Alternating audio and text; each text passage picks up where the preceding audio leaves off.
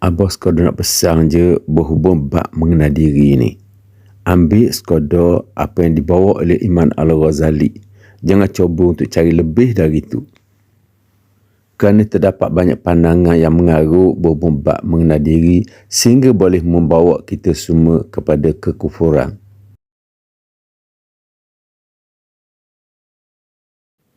Assalamualaikum warahmatullahi wabarakatuh.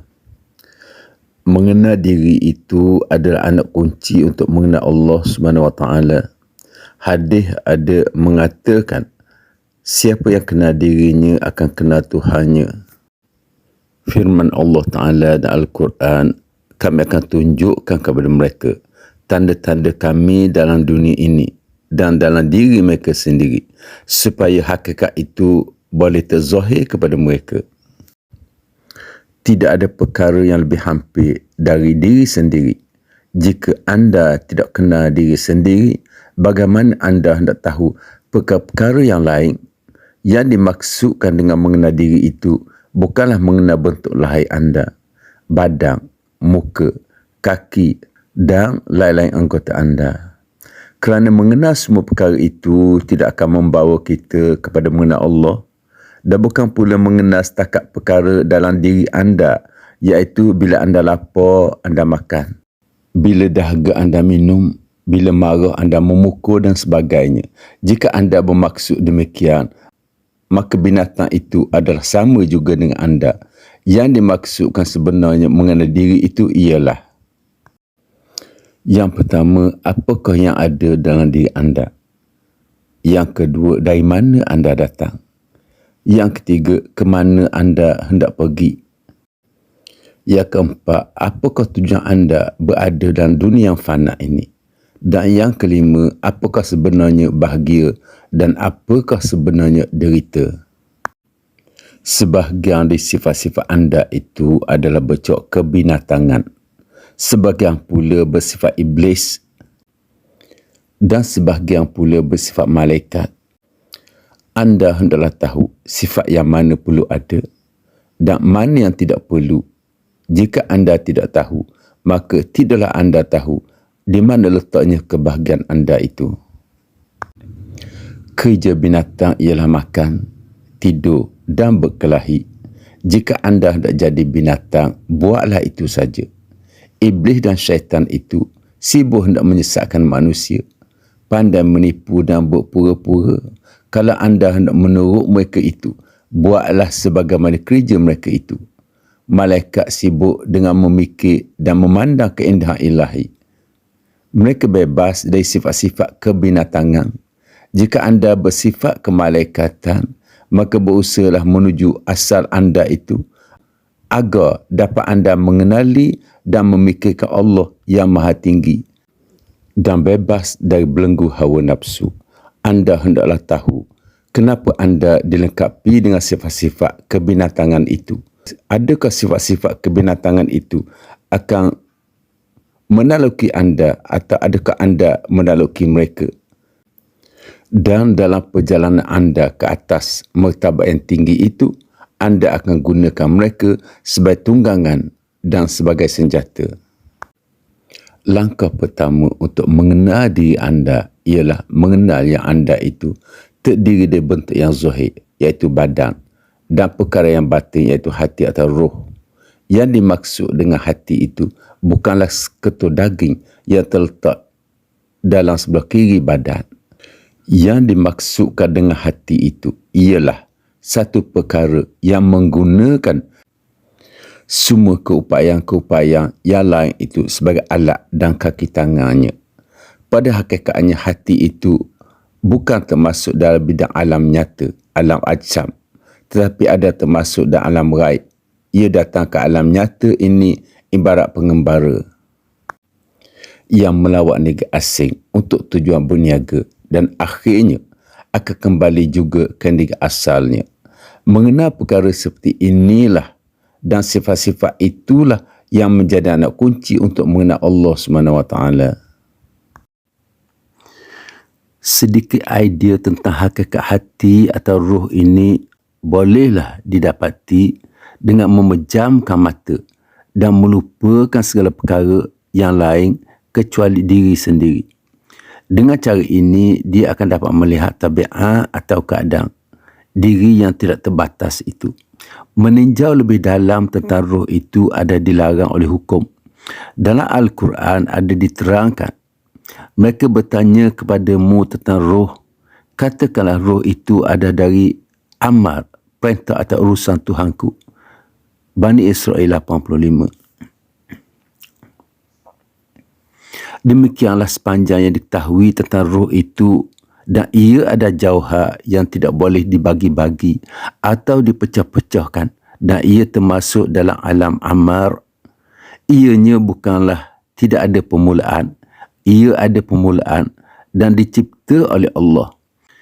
Pengetahuan falsafah yang tepat berkenaan roh ini bukanlah permulaan yang mesti ada dalam perjalanan agama, tetapi ada hasil dari disiplin diri atau berpegang teguh dalam jalan itu. Seperti tersebut dalam Al-Quran, sesiapa yang bersungguh-sungguh dalam jalan kami, nescaya kami akan pimpin mereka ke jalan yang benar itu. Al-Ankabut ayat 69. Untuk menjalankan perjuangan kerohanian ini, bagi mencapai pengenalan diri dan Tuhan, maka badan itu boleh ibarat sebagai sebuah kerajaan. Ruh itu ibarat raja, pelbagai deria, sains dan keupayaan. Itu ibarat satu ketumbukan tentera. Akal itu boleh diibarat sebagai Perdana Menteri. Perasaan itu ibarat pemungut hasil. Marah itu ibarat pegawai polis. Dengan pakaian pemungut hasil, perasaan itu berterusan ingin nak merampas dan merebut. Dan marah sentiasa cenderung kepada kekasaran dan kekerasan. Kedua-dua mereka ini perlu ditundukkan di bawah perintah raja, bukan dibunuh atau dimusnahkan, kerana mereka ada tugas yang perlu mereka jalankan. Tetapi jika perasaan dan marah merosak akal, maka tentulah roh akan hancur. Roh yang membiarkan keupayaan-keupayaan yang bawahnya menguasai keupayaan-keupayaan yang atas ada ibarat orang-orang yang menyerahkan malaikat kepada kekuasaan anjing atau menyerahkan seorang Muslim ke tangan orang kafir yang zalim. Orang yang menumbuh dan memelihara sifat-sifat iblis atau binatang atau malaikat akan menghasilkan ciri-ciri atau watak yang sepadan dengannya, iaitu iblis atau binatang atau malaikat.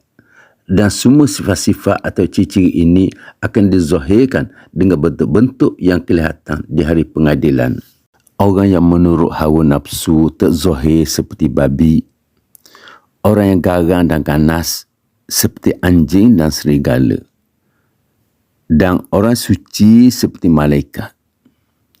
Tujuan disiplin akhlak ialah untuk membersihkan hati dari karat-karat hawa nafsu dan marah, sehingga ia jadi seperti cermin yang bersih yang akan membalikkan cahaya Allah SWT.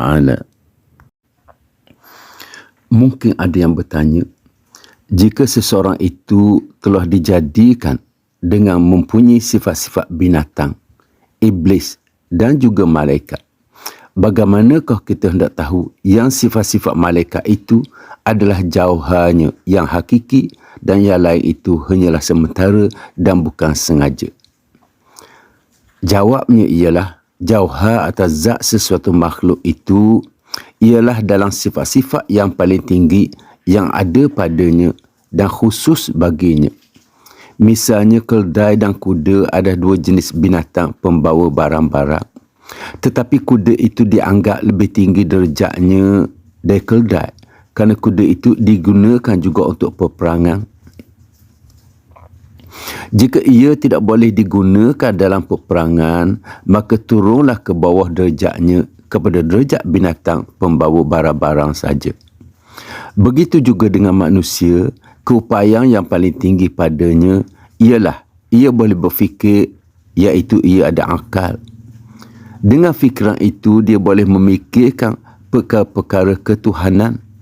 Jika keupayaan berfikir ini yang meliputi dirinya, maka bila ia mati, yakni bercerai nyawa dari badan, Ia akan meninggalkan di belakang semua kecenderungan pada hawa nafsu dan marah dan layak duduk bersama dengan malaikat.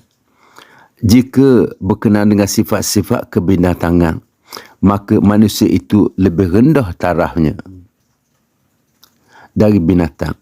Tetapi akal menjadikan manusia itu lebih tinggi tarafnya kerana Al-Quran ada menerangkan bahawa kami telah tundukkan segala makhluk di bumi ini kepada manusia. Luqman ayat 20.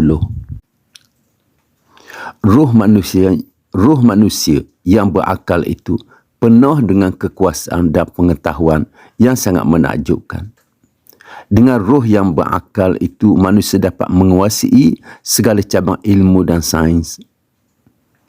Dapat mengembara dari bumi ke langit dan balik semula ke bumi dalam sekelip mata. Dapat memeta langit dan mengukur jarak antara bintang-bintang. Dengan ruh itu juga manusia dapat menangkap ikan-ikan dari laut dan burung-burung dari udara. Dan menundukkan binatang-binatang untuk berkhidmat kepadanya seperti gajah, unta dan kuda. 5 deria panca indera manusia itu adalah ibarat 5 buah pintu yang terbuka menghadap ke alam nyata, yakni alam syahadah ini. Lebih ajaib dari itu lagi ialah ia ada hati. Hatinya itu adalah sebuah pintu yang terbuka menghadap ke alam arwah, alam roh yang gaib. Dalam keadaan tidur, apabila pintu diri tertutup, pintu hati ini terbuka dan manusia menerima khabaran atau kesan-kesan di alam gaib dan kadang-kadang membayangkan perkara-perkara yang akan datang. Maka hatinya ada ibarat cermin yang membalikkan apa yang tergambar di Lauh Mahfuz. Tetapi meskipun dalam tidur, fikiran tentang perkara keduniaan akan menggelapkan cermin ini, dan dengan itu gambaran yang diterimanya tidaklah terang. Selepas bercerai nyawa dengan badan, yakni mati, fikiran-fikiran tersebut hilang, sirna dan segala sesuatu terlihat dalam keadaan yang sebenar. Betullah firman Allah dan Al-Quran, kami telah buangkan hijab dari kamu dan pandangan kamu hari ini sangatlah terang dan nyata. Surah Qaf ayat 22. Sekianlah, wabillahi taufiq wal hidayah. Wassalamualaikum warahmatullahi wabarakatuh.